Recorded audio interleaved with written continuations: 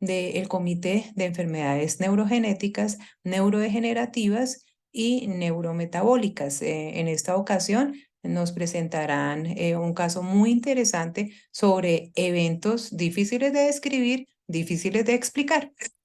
Damos la cordial bienvenida a la doctora Marvit Sol Duarte, neuropediatra de la Universidad Nacional, con formación en enfermedades de la sustancia blanca en Francia. También invitamos al doctor Jorge Luis Ramón, que es neuropediatra de la Universidad Militar y tiene una formación de máster en movimientos anormales. Bienvenidos, doctores. Buenas noches a todos. Buenas noches a todos, gracias por acompañarnos a todas las personas aquí de Asconi y de otras partes por fuera que muy amablemente se han conectado a acompañarnos en este interesante caso. Va a empezar mi compañera, la doctora Duarte, y después yo haré una recopilación posterior del caso.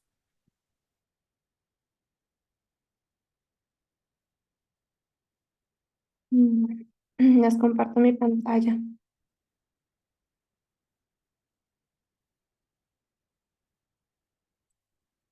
¿Me están viendo? Bueno, ¿están viendo la pantalla? Sí, también, las dos cosas. Listo. Entonces, este simposio decidimos llamarlo, esta charla decidimos llamarla, porque no todos los simposios soponcios son soponcios.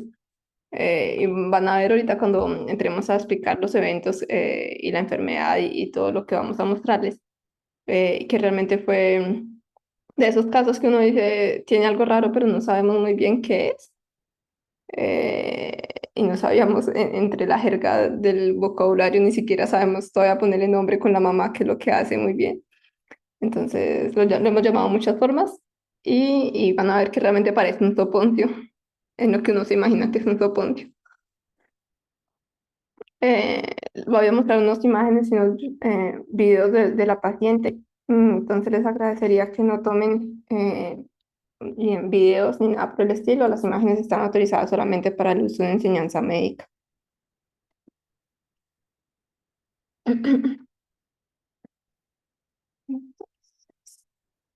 Empezamos la historia de una chiquilla. eh, Ellos son procedentes de Venezuela, pero viven en Colombia hace varios años ya. Cuando yo la conocí tenía 7 años, eso fue hace ya año y medio. Y ella venía con una historia de unos eventos paroxísticos, que se habían catalogado como una distonía paroxística. Eh, con esa historia venía de antes, venía de una manejada por una colega neuropediatra que trabajaba antes aquí en Bucaramanga y se había ido y por eso terminé yo manejando a esta señorita. Los eventos eran unos episodios que empezaron desde los 9 meses. Habían iniciado manejo en Venezuela con levetiracetam, porque los eventos eran múltiples en el día. Iniciaron manejo con levetiracetam por unos electros que tenían actividad epileptiforme. Y llega aquí a los 5 años a Colombia y consulta porque los eventos persistían y el levetiracetam no funcionaba. En esa época hacía más o menos de 7 a 30 eventos al día. Era lo que describía la mamá. Ay, no me pasa. Ella nos describía básicamente, lo que me describía eran unos episodios donde la niña dejaba la boca abierta y se iba de lado, como que se caía, pero no era como que se cayera de una, como que se caía de a poquito, y hacía unos movimientos en los ojitos, como que se le movían los ojitos como si hiciera un nistagmus. Eso le pasaba a veces no le pasaba. Cuando veía los episodios se podía caer al piso, pero caía así como lentamente.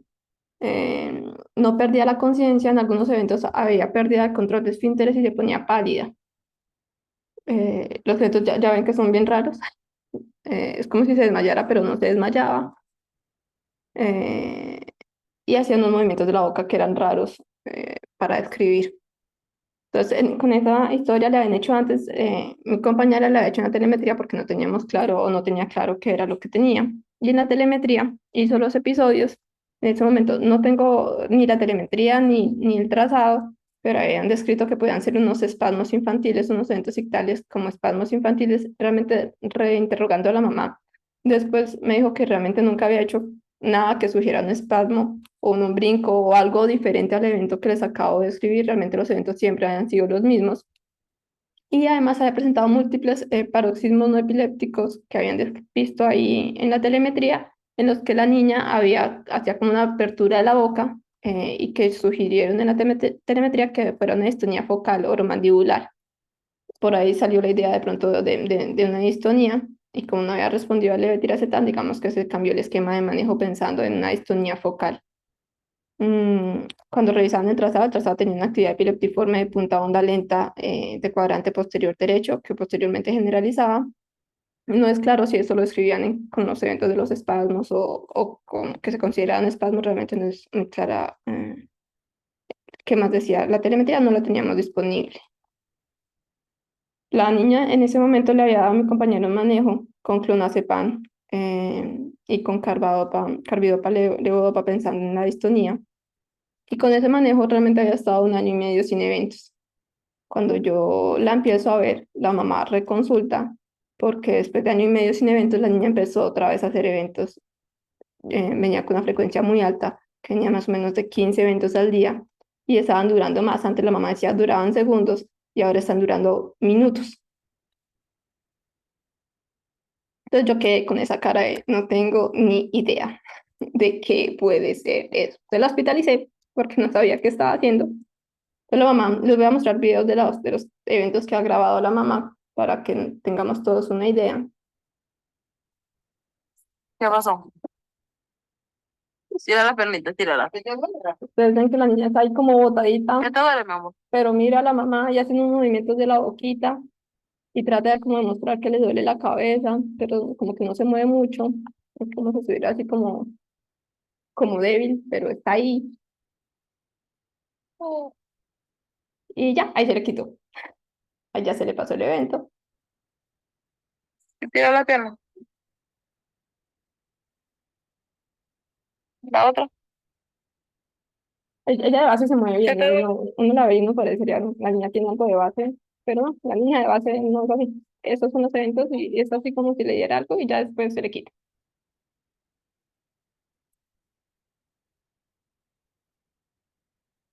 Entonces ustedes ven que hacen movimientos a veces de la boquita, de la lengüita como que abre y cierra o deja la boca entreabierta, o mueve la lengua. Ahí le está hablando la mamá y ustedes ven que mira a la mamá le dice levanta la mano y ustedes ven que ella trata de subir la manita. No la logra subir bien y como que la sube así como con dificultad, pero logra subir la manita. Y ahí mira a la mamá, pero se ve así como toda decaída, podríamos decir.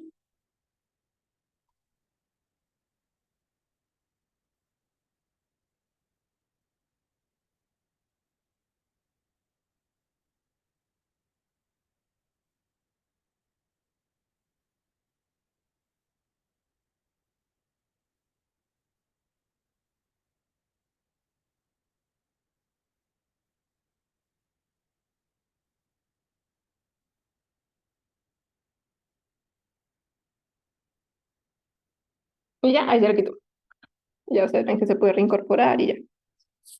Entonces, ya entienden por qué lo llamábamos soponcios, porque realmente no era muy claro qué le daba. Como que se desmayaba, pero no era desmayo, no era unos movimientos de la boca, no eran claras crisis, no era claro nada. Entonces le hicimos la Tira la telemetría, pierna. ¿no? ¿Qué pasó? Ay, espérate, que sale mucho. Tira la pernita. Entonces le hicimos esta la telemetría. Ustedes saben que como buena telemetría uno quiere grabar los episodios y la cámara no apunta donde uno quiere grabar. Entonces pudimos grabar 3 episodios y yo les voy a mostrar los 3 episodios que pudimos grabar. Aquí la niña está bien, está sentadita y ustedes ven que se empieza a ir, como que se empieza a ir, se empieza a ir y la mamá ya la agarra.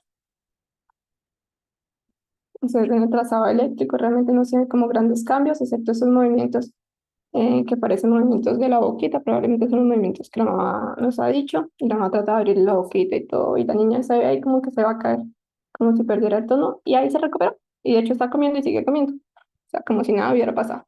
Duraron nada, segundos, ese fue el primer evento que cogimos, se fue, este es el segundo evento, y se fue. ustedes ven que ya estaba bien y se fue un momento para un lado, la mamá la agarró y estando ahí, después de un ratito que ya estaba ahí, empezó a hacer esa actividad anormal eléctrica y a ella se le quitó. Y se quitó la actividad normal y quedó con el trazado de los movimientos de la que estaba comiendo. Y este que es el último evento que logramos coger, que sí le podemos clavar la carita, se ven que estaba comiendo y se fue. Pues ven que se cae, pero hasta uno diría como se está cayendo de aposta porque se cae muy lento, de hecho se cae como en cámara lenta. Y queda ahí, ustedes ven que hace lo mismo, la mamá le pregunta si puede mover la mano y ella mueve la mano y la levanta, pero lentamente. Y no se ve como alteraciones en el trazado eléctrico claras, aparte de su actividad intelectual. Y ya ahí se paró bien, sonriendo, perfecto, no pasó nada. La niña se acuerda de los episodios totalmente. em, y entonces ahí, esa es la actividad eléctrica que les estaba mostrando que hace en el episodio. Y su actividad intelectual que hace ondas agudas centroparietales derechas. Entonces ahí estábamos yo muy perdida en la vida. Entonces le hice como muchos estudios porque no entendía qué era lo que hacía la niña. En verdad no entendía si eran crisis o no eran crisis epilépticas o era otra cosa y no sabía qué era. Ya había tenido, en total ha tenido 3 resonancias cerebrales, todas normales. En esa hospitalización que les mostré esa telemetría le hice estudios metabólicos, pues, que es mi área, y le hice estudios metabólicos de todo lo que sé, y nada era, todo estaba normal. Le hicimos una evaluación de oftalmología que en esa época estaba normal, le hicimos un panel genético para enfermedades de neurotransmisores que salió normal, y además le hice una prueba cognitiva, la niña tiene un perfil cognitivo limítrofe que nos estaba explicando las dificultades que estábamos teniendo en el colegio adicionales. Ahí llamé a un amigo, llamé al doctor Jorge, por eso el doctor Jorge conoce el caso desde esa época. Y discutimos y dijimos, bueno, pongámosle un tratamiento que nos cubra distonías y epilepsia, porque no tengo claro qué es y de pronto sí es distonía. Entonces acordamos y él me sugirió ponerle topiramato clobazam y le cambié el esquema a topiramato clobazam. Mejoró parcialmente los eventos, pero no toleró mucho el clobazam, le da mucha somnolencia, entonces me tocó empezar a disminuirlo y el topiramato le dio eventos de hipertermia, hacía muchos eventos de hipertermia muy difíciles. La dosis no era alta realmente, pero aquí en Bucaramanga el calor sí es terrible a veces, y la niña hacía muchos eventos de hipertermia y después empezó a aparecer un glaucoma crónico en las evaluaciones de oftalmología, entonces me tocó empezar a desmontar el topiramato y empezaron a aparecer muchísimos eventos al día. Entonces, como no sabía qué era, dije, bueno, pongamos la cosa mía a ver si funciona, no sirvió de nada, carbamazepina no funcionó para nada, la lamotrigina le empeoró los eventos, de hecho hacía más eventos y empezó a hacer mucho nistagmus y ataxia, entonces como, uy, no, se va, y ahí iba muy perdida porque no sabíamos qué era.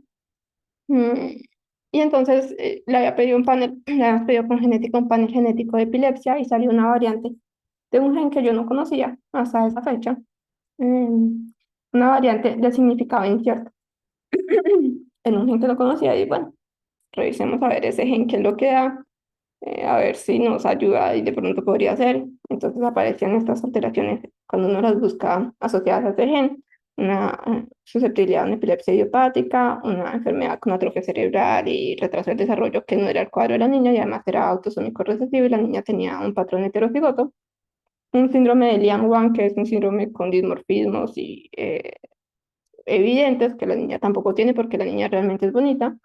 Y tenía un último que era una diskinesia paroxística no kinesiogénica asociada o no con epilepsia, que aquí aparece generalizada, pero realmente ya ahorita vamos a ver que no necesariamente. Dije, bueno, de pronto eso podría ser, y entonces nos pusimos a investigar y ahora le voy a dar la palabra al doctor Jorge para que nos diga qué más investigamos, qué más encontramos y por qué lo traemos acá.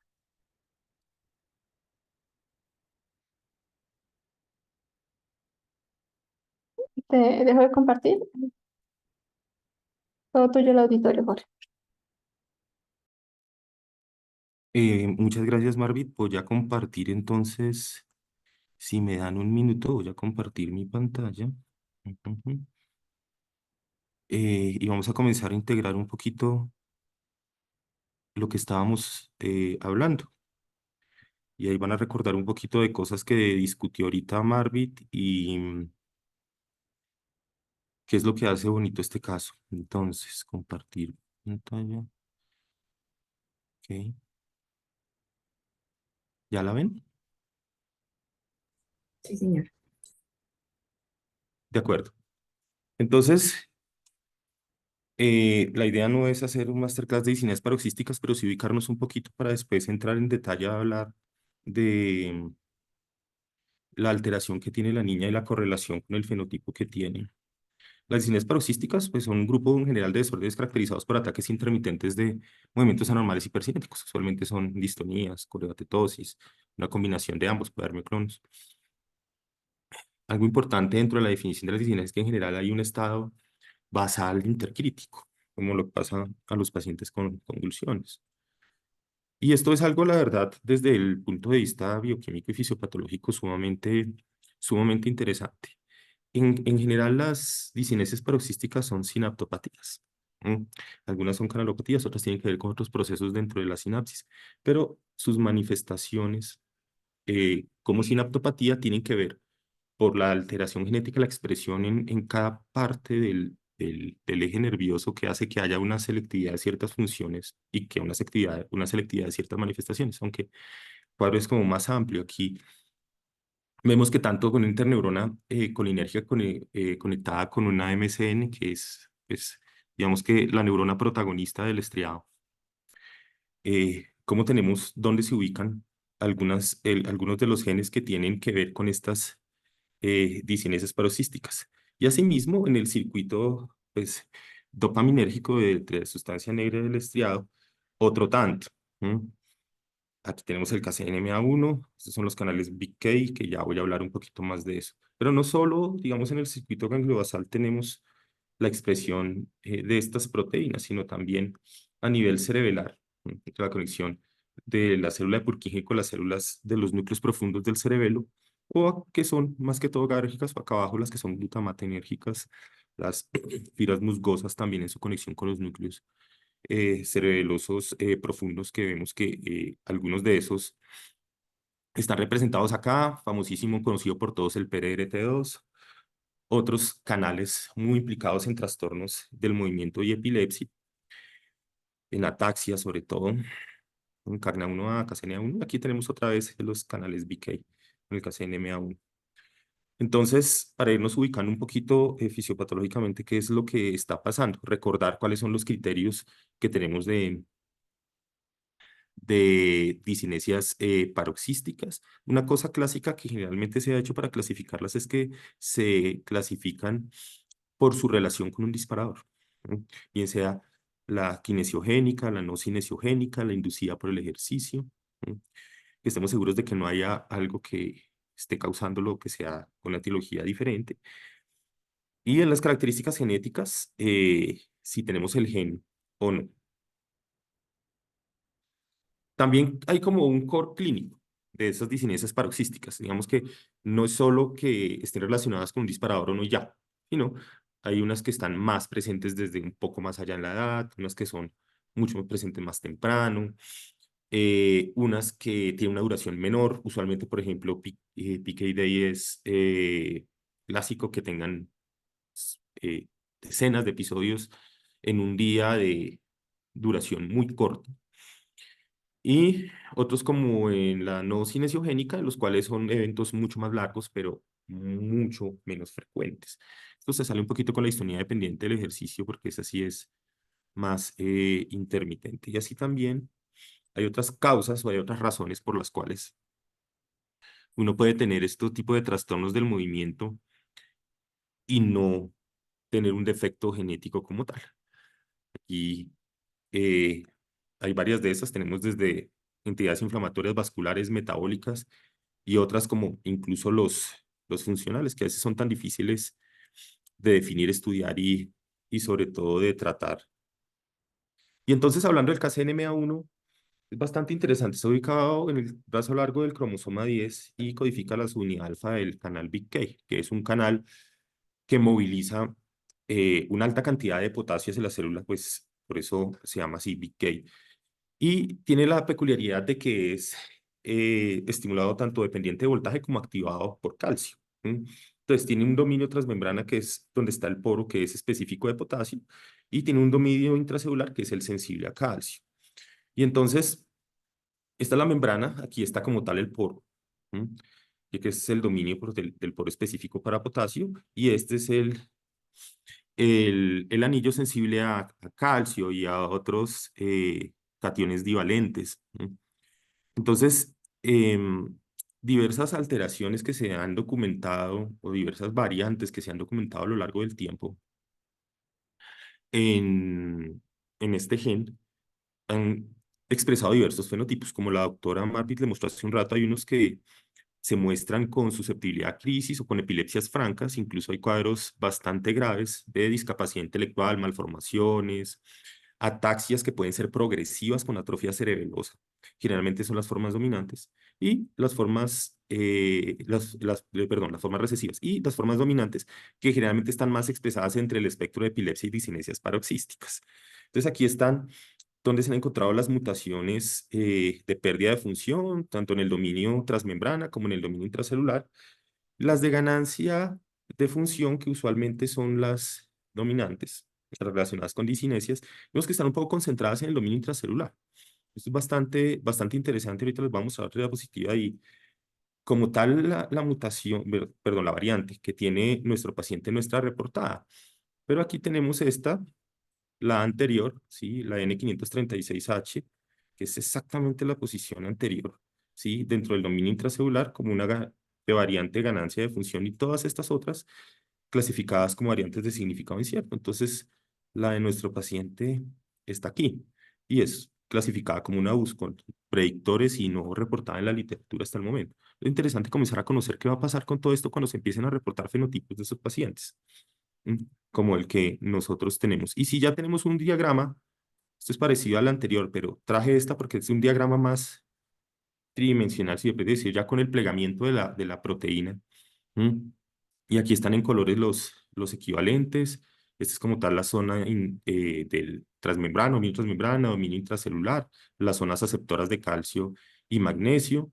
Y entonces vemos que las mutaciones, otra vez en azul, que causan pérdida de función están diseminadas por todo, como tal, por todos los dominios, tanto como el transmembrana como el intracelular.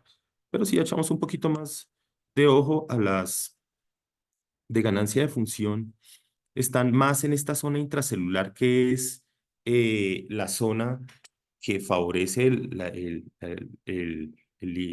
estimulación por parte de los eh, cationes divalentes, ¿sí? Como el calcio específicamente. Entonces, esto es bastante interesante. La más reportada hasta ahora, la N999S, con ganancia de función y fenotipo de cataplegia distónica, que es específicamente el trastorno del movimiento que causa, está en esta zona y vemos que esta que les había hablado antes, la N576H también. Entonces, obviamente los reportes no son muy amplios, todavía hay mucho por conocer, pero parece que esto era bastante interesante y tiene que ver con las correlaciones entre como tal la función del canal y variantes que pueden producir tanto ganancia como pérdida de función, que sabemos que eso es un tema que desde hace años venimos hablando en patologías como epilepsia y trastorno del movimiento, que es bastante interesante. Y entonces, las de ganancia de función usualmente lo que producen son disinesias o epilepsia. Las de pérdida de función, más esto además de ataxia, atrofia cerebelosa, discapacidad intelectual, las bialélicas teniendo usualmente cuadros más severos, como les decía, puede incluir malformaciones, cuadros neurológicos incluso progresivos con ataxia progresiva, y la gran mayoría son mutaciones de novo. Nosotros tenemos pendiente en esta nena segregar a los padres para ver si es de novo o no y comenzar a darle, pues, de pronto un valor mayor a la variante. Y entonces, clásicas de ganancia de función, como les mostraba, varios tipos de movimientos anormales y varios tipos de crisis. Las de pérdida de función, cuadros mucho más floridos, tanto en la parte de epilepsia como en la parte de trastorno de movimiento, incluido también la parte de atrofia cerebelosa, que es bastante relevante. Y bueno, entonces en el medio vemos en que pueden coincidir eventualmente. Entonces voy a salir un momento, voy a dejar de compartir un momento mi pantalla y ya la vuelvo a compartir. Les voy a mostrar un video que no pude insertar en la presentación y por eso voy a hacer esto. Em, para que comparemos lo que llaman el fenotipo clásico del trastorno del movimiento por KCNMA1, la cataplegia distónica. Entonces voy a compartir acá nuevamente.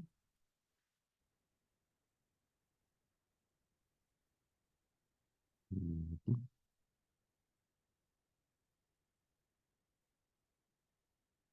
Y están viendo mi pantalla, ¿sí? Sí, señor. Entonces, aquí vemos los eventos.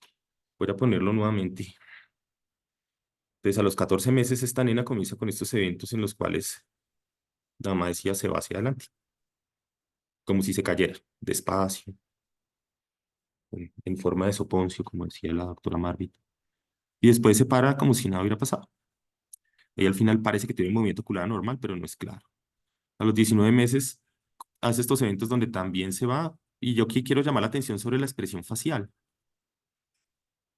Sí, la boca medio abierta, unas facies con poca expresión, pero la niña está conectada. Ella no se desconecta en ningún momento y termina como con un bostezo. ¿Sí? Y vuelve otra vez a la normal. Y nada ha pasado. Son eventos cortos. ¿Sí? A los 24 meses, otro de estos eventos. Pero aquí, a diferencia de las cataplegias puras, las posturas de la mano y el pie, ¿sí? Que hace una postura distónica y después el pie se suelta. Y una vez pasa el evento, y la expresión de la niña y no se alcanza a ver tan bien, pero una vez pasa el evento, todo volvió a la normalidad, volvió y se prendió, como quien dice. Y en la medida que fue pasando el tiempo, los eventos cambiaban un poquito. Mire que en este no se cae completamente, pero la manita parece tener también una postura distónica, esta manita. La boca abierta, la niña conectada. Algo que es muy llamativo y que está descrito también en estas alteraciones es que hace unos eventos como un freezing, muy parecidos a los hipocinéticos del Parkinson. Lo cual desde el punto de vista fisiopatológico pues es muy importante. Es de los procesos en los cuales tenemos una alteración sobre un canal de potasio pues que su función es hiperpolarizar. Voy a interrumpir un momento para dejar de compartir y volver a la presentación. Perdón tanta interrupción, pero créanme que hice mi mejor esfuerzo y no logré meter ese video allí en la presentación. No lo logré. Me disculpo por mi poca competencia en los sistemas. Entonces, aquí voy a compartir pantalla nuevamente y estoy otra vez en la presentación. Listo. Y entonces, antes de esto, me voy a devolver todo esto, un poquito acá, ¿sí? Y recordemos todas las relaciones que hay, ¿sí? Estos canales Big K, ¿sí? Presentes sobre todo en las neuronas relacionadas con glutamato de las fibras trepadoras conectadas a los núcleos celulares profundos y a nivel, perdón, a nivel de los ganglios basales, la conexión con el sistema dopaminérgico que tienen estos canales BK. La fisiopatología no está completamente entendida de cómo ciertas mutaciones hacen que tenga el canal más función y menos función. Si no tiene mutaciones bialélicas que son null, pues la función del canal se pierde. Es un poco más entendible algunas cosas, como cuadros progresivos de ataxia y degeneración del tejido cerebelar, pero eh, mutaciones que producen ganancia de función, que lo que hacen es aumentan la afinidad en esta zona intracelular. ¿Mm? Por el calcio va a producir una hiperfunción del canal y una hiperpolarización, y parece que esa hiperpolarización está más ligada a neuronas que tienen que ver con circuitos inhibitorios entre los ganglios basales y el cerebelo. Y por eso presentar sus características clínicas. Entonces voy a venir aquí y pues estos ataques de distonía en KCN MA1, mutaciones por ganancia de función y clásicamente la variante N999S que ya les mostré, se ha mostrado respondedora a estimulantes. Y entonces tenemos ese estudio recopilando varios casos, mira, la gran mayoría son estos aquí, interesante, muy interesante esto que hay, eh, no solo un par de heterocigotos compuestos, disculpa, la segunda variante de los mismos es normal, este tenía otra variante en Green 2A, parece que no relacionada, pero pues también en un gen pues, relacionado con grimpatías, ¿no? Pero con cuadros más o menos parecidos entre los datos como tal del cuadro. Y lo que pasa después de empezarle el estimulante, cómo disminuyen los eventos. En el caso de la paciente que les mostré el video, lo que reportan los autores es que el Samexit en efecto obliteró todos los ataques, sin embargo produjo efectos secundarios y tuvieron que bajar la dosis y que la niña siguió haciendo unos 2 o 3 eventos al día. Eh, pero con mucho mejor control de los eventos y también aparentemente algo de mejoría en el lenguaje y la parte conductual, que como les había mostrado que hay unos síntomas como cognitivos comportamentales que pueden estar asociados a variantes patogénicas en este gen. Eh, entonces uno puede postular si estos que son mutaciones, perdón, que son mutaciones que producen ganancia de función con una semiología muy parecida a la que tiene la paciente, así no sea la misma mutación, se beneficie de hacerle el tratamiento. Obviamente todavía hay muchos interrogantes. Diagnosticarlo pues no es fácil y ya les hemos mostrado qué tan difícil es. Y conocer bien esto, entre más sepamos, pues mejor. Obviamente, una cosa importante es comenzar a reportar todos estos casos para que se conozcan y las variantes también se vayan reclasificando y se vaya conociendo un poquito más qué se puede esperar de cada una. Pero postular de que pueda tener un efecto similar el tratamiento estimulante en esta nena, que vale la pena aclarar, también tenía en su clínica epilepsia. ¿Mm? Actividad epileptiforme.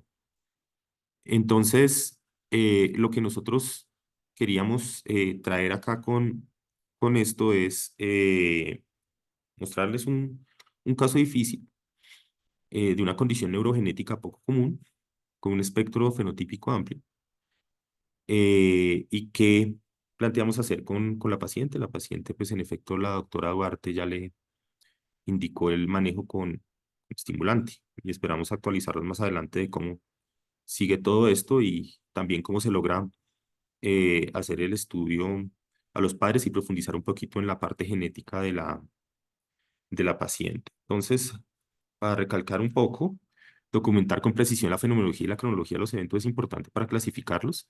No es fácil. A veces no sabemos qué decirles, no sabemos cómo ponerles, no sabemos cómo llamarlos. Eso no es un problema, ¿sí?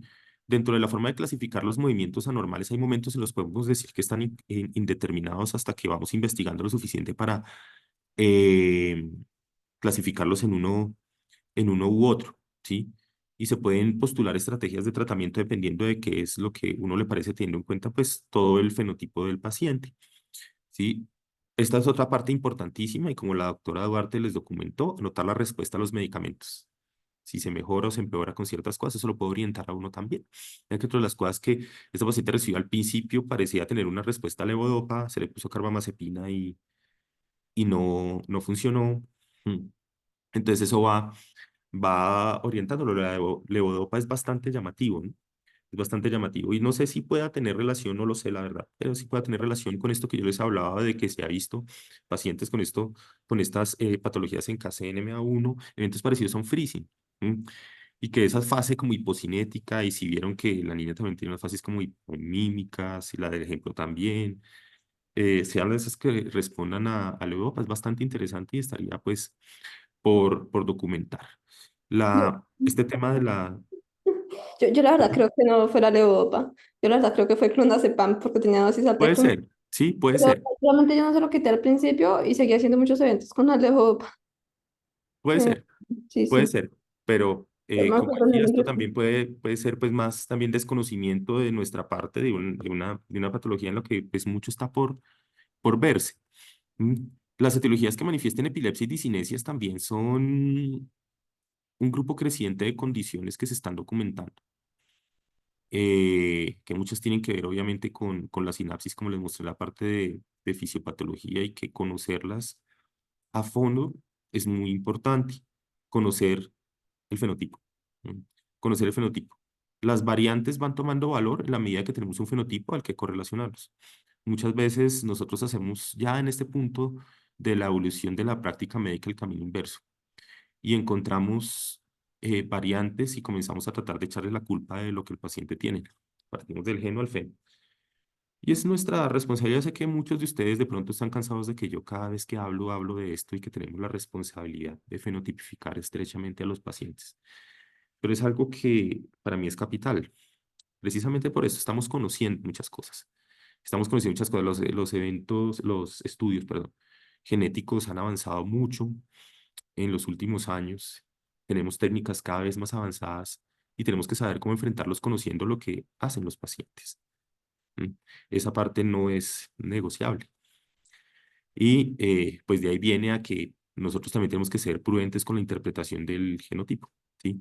Ahorita nosotros estamos hablando sobre un fenotipo, sospechando que ese genotipo es responsable de ese fenotipo, haciendo la aclaración de que lo que tenemos es una US heterocigota y que no conocemos segregación. Somos conscientes de eso. ¿Mm? Entonces, analizar todo eso, analizar todo el contexto y tratar de tomar decisiones en el camino es uno de los retos que tiene nuestra práctica en el día de hoy. Entonces, yo aquí voy a finalizar y pues estoy atento a preguntas y espero que les haya gustado, les haya parecido interesante. Voy a dejar de compartir mi pantalla.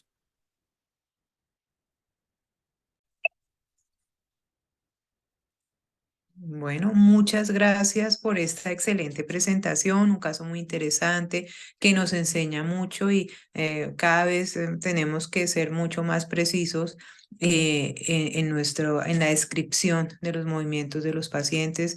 Es un caso que nos permite ver que es muy importante hacer el fenotipo conductual, el fenotipo imagenológico, hacer una clara descripción hasta donde sea posible con las dificultades que ello implica, hacer una descripción clara de los eventos del paciente, de pronto empezar a hacer, y pues eso nos lo dará también la experiencia, una muy fina distinción entre eventos hasta donde sea posible desde la clínica. Los invitamos a hacer sus preguntas, a sus intervenciones. Tenemos varios comentarios en el chat de felicitación. Y también una pregunta que nos hacen de la doctora, eh, sí, hay varias preguntas. Entonces, la primera es si consideran ustedes que la acetazolamida serviría para este tipo de disquinesias paroxísticas. Es una pregunta que hace Tomoko Arakaki. La siguiente pregunta para también empezar a desarrollar la respuesta es la pregunta que hace el doctor Carlos Bolaños, que primero los felicita por la presentación y pregunta si creen ustedes si es posible realizar estudio funcional para evaluarla, si la variante puede tener un valor. Yo voy a tomar, yo ya respondí la primera. Mentiras, voy a dar mi opinión de la primera. De hecho, en los casos en la literatura, que también obviamente no es el único, a mucha gente le ha pasado lo mismo que a mí me ha pasado, que no sabe qué tiene y empieza a probar un montón de medicamentos y de todo para ver si algo le funciona. Los medicamentos que no otras personas han visto que les han funcionado han sido acetazolamida con respuestas parciales, ¿no? Acetazolamida, benzodiazepinas, topiramato. Eh, yo por eso creo que, de hecho, el topiramato a mi niña le funciona, porque cada vez que intento bajárselo, se alborotan terribles los eventos. Lo malo es que los efectos adversos tampoco se los toleran, entonces, pues nada, no tengo como muchas opciones. Yo creería que la acetazolamida está descrita en la historia que ha funcionado parcialmente para el control de los eventos. Yo creería que también podría funcionar. No la he probado en mi paciente, pero está escrito en la historia, en la literatura, que a algunos pacientes les ha funcionado y las benzodiazepinas también han funcionado en algunos pacientes más que todo el clonazepam, es lo que yo encontré escrito de otros casos publicados. No sé si quieres decir algo más, Jorge. Sí, gracias Tomo por la pregunta. De acuerdo con lo que dice Sol, uno mirando un poco echando para atrás esa parte de la fisiopatología y mis grafiquitas de colores de la corrección de las ruedas, uno pudiera pensar que, que puede tener efecto y en efecto ha funcionado en algunas personas, pero yo creo que esto está más orientado a las personas que tienen fenotipos donde la ataxia es más predominante. Pero sí, o sea, sí se ha probado, como dice la doctora Duarte. em, pero bueno, digamos que pensando fisiopatológicamente con lo que nosotros creemos que está pasando en la paciente, escogimos el estimulante y pues les contaremos. em, Tenemos confianza de que va a tener una buena respuesta. Bueno, quisiera preguntar, y en relación con otros medicamentos estimulantes, ¿cuál sería el enfoque o cuál sería de pronto el mecanismo de acción que se ha planteado o cómo se puede hacer ahí, la atribución de, de efecto en el control de estos episodios?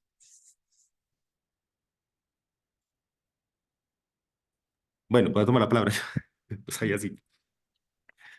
Sí, está postulado un poquito más o menos como el efecto que se sabe que tienen circuitos corticogangliobasales de el efecto sobre noradrenalina, sobre todo, sino no necesariamente actuando de forma directa en el canal, sino tratando de recuperar un poquito esa función de circuito inhibitorio Mm. que se pierde pues por el efecto de la mutación. Entonces digamos que no es un efecto directo sobre el canal, ¿sí?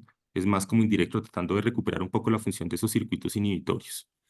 Y pues así mismo pues bajando el trastorno del movimiento. Por eso también hacía la aclaración cuando estaba haciendo la revisión que pues el manejo a veces no es fácil porque en pacientes que tienen fenotipos donde expresan disinesias y epilepsia, pues algunas cosas no siempre nos funcionan para los dos. ¿M?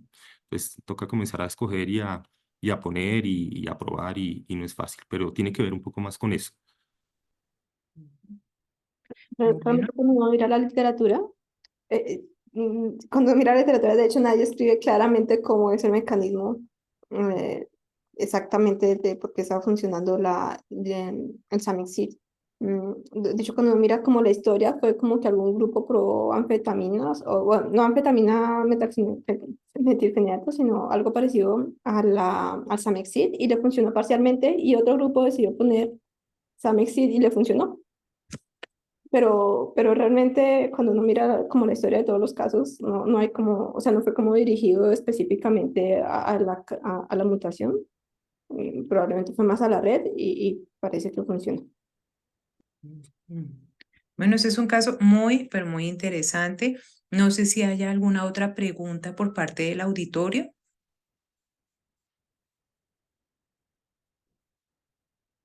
Había, Bueno, había una pregunta de estudios funcionales, de si podíamos hacer estudios funcionales. sí, Yo, pregúntame al por doctor ejemplo, Bolaños. y he tenido otros pacientes que de hecho lo he propuesto con el grupo que maneja a los pacientes en el exterior y me dice, sí, hágale, mándeme una muestra de fibroblastos y yo le hago el estudio funcional, porque evidentemente hacer el estudio funcional en Colombia implica desarrollar tecnología y eso no es tan fácil si no es fuera de un estudio de investigación. Y el estudio de investigación por un paciente no es tan fácil. Yo creo que la opción que tendríamos sería comunicarnos con los grupos de afuera que manejan ese tipo de pacientes. La gente de afuera es muy colaboradora y es como, usted me hace llegar la muestra de fibroblastos y yo aquí le hago todo. Entonces, yo creo que esa sería la vía, pero por ahora no lo hemos considerado porque estoy peleando con el Tamexit. No se imaginan que está desabastecido, entonces no ha sido tan fácil. Entonces, por ahora, una cosa a la vez. Sí, agradecer a Carlos la pregunta, importantísima esa pregunta. Y sí, pues es uno de los pasos que uno debería seguir en la forma de tratar de reclasificar en lo posible esa variante. Una de las cosas es hacer lo que estamos planeando hacer, que es el estudio de segregación. Eso es importante, ¿sí? La gran mayoría de estas mutaciones son de novo. Entonces, hacer segregación a los padres es importante y también para darle mayor peso a la variante. Lo que se le hizo a la paciente fue un panel. O sea, esto no es un exoma, no es un genoma, no es un panel. Y ahí se encontró la variante. Podríamos extenderlo también, eso es discutible, pero pues son otras cosas que uno puede hacer para tratar de saber si esa variante tiene mayor peso o no. Hay otra cosa que está interviniendo. Llegando al estudio funcional es uno de los, en el mundo ideal, una de las cosas que deberíamos hacer para saber el impacto. Como yo les decía, ahí traté como de hacer un poquito de especulación sobre qué podíamos esperar de una alteración en ese nivel, ¿sí? Mostrándoles dónde estaba la alteración en la proteína y más o menos cómo funcionaba. Pero pues eso es especulación, tal cual, ¿sí? Entonces, eh, conocer, por ejemplo, con la variante, cómo es la cinética del canal, cómo es su afinidad por el potasio, por el calcio, es un paso importante para saber si en efecto esa variante le podemos dar el peso suficiente. Y lo otro que podemos hacer y que es también muy importante de hacer es reportar los casos. O sea, nosotros debemos tratar en lo posible, yo sé que eso no es fácil y nosotros somos un país joven en lo que tiene que ver con esto, pero nosotros debemos tratar de describir esos casos y hacerlos conocer. ¿M? Y en la medida que se conocen y van apareciendo más pacientes con la misma variante, también la clasificación de la variante puede cambiar. Entonces, todo esto es algo fundamental y pues agradezco mucho la pregunta. Bueno, entonces, no habiendo más preguntas, agradecemos a las personas que nos han acompañado en este coloquio de hoy. Nuevamente agradecer a la doctora Duarte y al doctor Ramón por esta excelente presentación. Y pues muchas gracias y felicitaciones. Muchas gracias. Quiero agradecer especialmente a la doctora Eugenia Espinosa y a la doctora Guerrero que vi que estaban acá presentes en la sala, mis profes. ¿No? Y a todo el grupo del SANI que muy amablemente se conectó para escucharme, aparte de mis colegas de aquí de Asconi. Entonces, muchas gracias a todos y esperamos que les haya gustado. Y muchas gracias, sobre todo, a la doctora Marvitzol Duarte por traer su paciente, por compartírmelo, ¿sí? Por permitirme participar. Yo estoy muy agradecido de esta invitación de su parte. Yo soy de las que creo que hay que preguntar al que más sabe. Evidentemente, movimientos anormales eres tú. Que yo conozco cercano. ¿Tú qué opinas? Bueno, fue un placer para haber compartido con todos. Espero que les hayamos podido enseñar algo y nos estaremos viendo. Hasta luego.